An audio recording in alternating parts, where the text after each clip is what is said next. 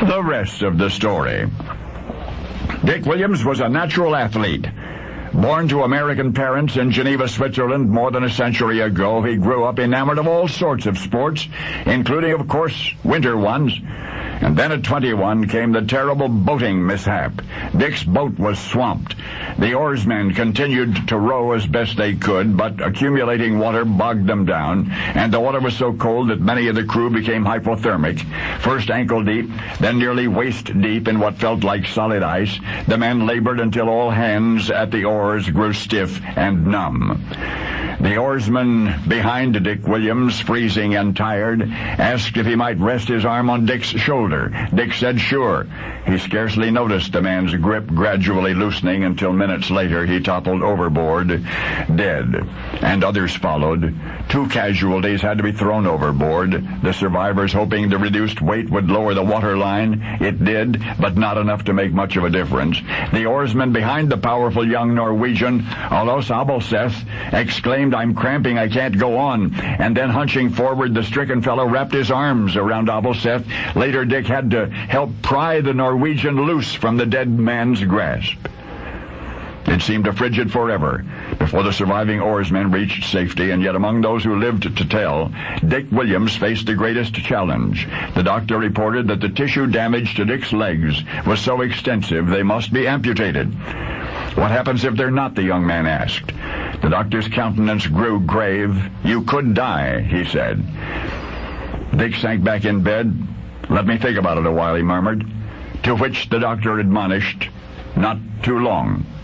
Well, it did not take long for Dick to decide, for shortly after the doctor left the room, the young man was sitting up and then wriggling to the edge of the bed and then dangling his legs over the side, and before long he was on his feet, hobbling painfully, trying desperately to exercise the devastated limbs. Every 2 hours, day and night, Dick struggled to his feet and did the same for days and weeks, and thus did he escape the surgeon's knife and go on to realize his destiny among the most remarkable in international athletics any time, anywhere.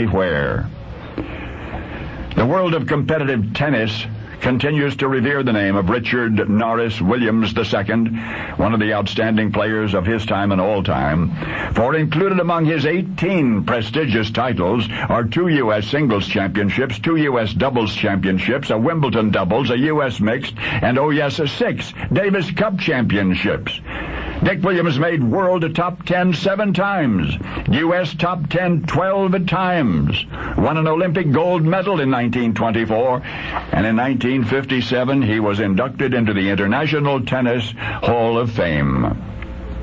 But the next time you hear his oft-mentioned name, will you remember this? That one night in April of 1912, those strong, fast legs were nearly frozen off in a slowly sinking lifeboat. That's right. 21-year-old Dick Williams, en route to the United States and a Harvard education, was nearly the 1,524th victim of a North Atlantic disaster the world knows as the sinking of the Titanic. Only now you know the rest of the story.